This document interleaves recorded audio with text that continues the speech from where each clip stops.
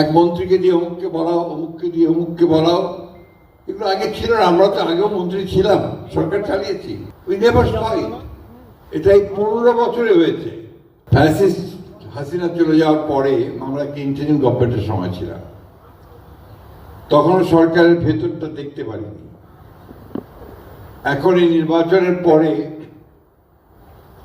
সরকারে এসে সরকারের ভেতরে যত ঢুকছি আমি আতঙ্কিত হচ্ছি যে আমরা কিভাবে এই রাষ্ট্র কাঠামোটাকে এই সমস্ত মানুষগুলো দিকে আটকে রাখবো। যেদিকে তাকাই সেদিকে আপনার অনিয়ম, দুর্নীতি, স্বজনপ্রীতি এবং সামনে এগিয়ে যাওয়ার পথে বাধা প্রতি ক্ষেত্রে।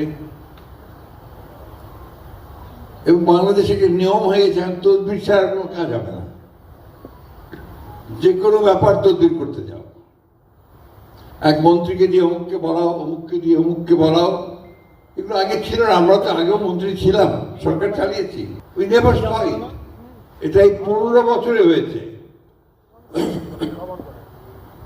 আপনারা কিছু মনে করবেন না,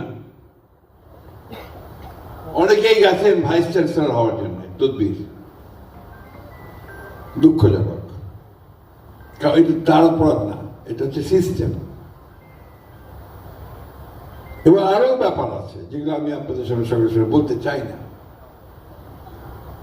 এই ধরনের একটা সমাজে আপনারা কি করে আশা করতে পারেন যে আপনারা অনেক উপরে উঠবেন, বাংলাদেশকে শিখরে নিয়ে যাবেন? পারবেন না। মেরিটোক্রেসি ছাড়া, মেধা ছাড়া, সততা ছাড়া, বুদ্ধিমত্তা ছাড়া, পরিশ্রম ছাড়া কখনো এগোনো যায় না। তা আপনারাও নিশ্চয়ই আমার সঙ্গে একমত হবেন, কারণ সবাই শিক্ষক আছেন, পণ্ডিত আছেন, পিএইচডি করা আছেন সবাই।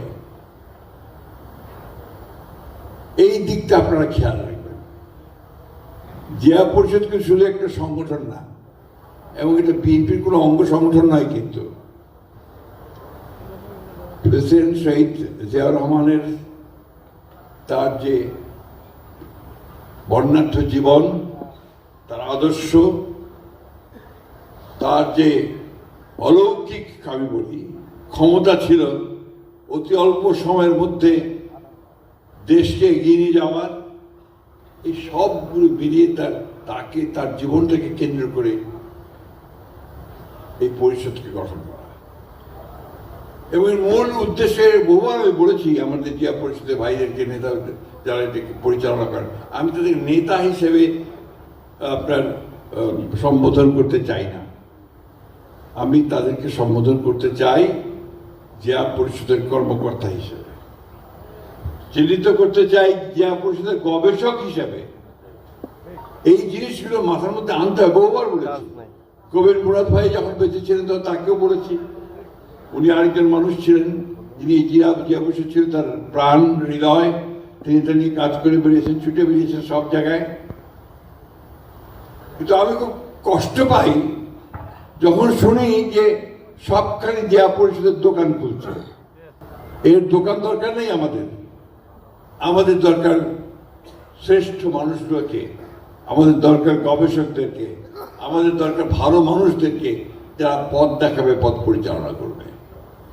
আমার দরকার জিয়াউর রহমানের উপরে গবেষণা করে জিয়াউর রহমানের জীবনীটাকে কিভাবে আমরা আমাদের জীবনে কাজে লাগাতে পারি, রাষ্ট্রে কাজে লাগাতে পারি, সমাজে কাজে লাগাতে পারি, সেই কাজগুলো আমাদের করা দরকার।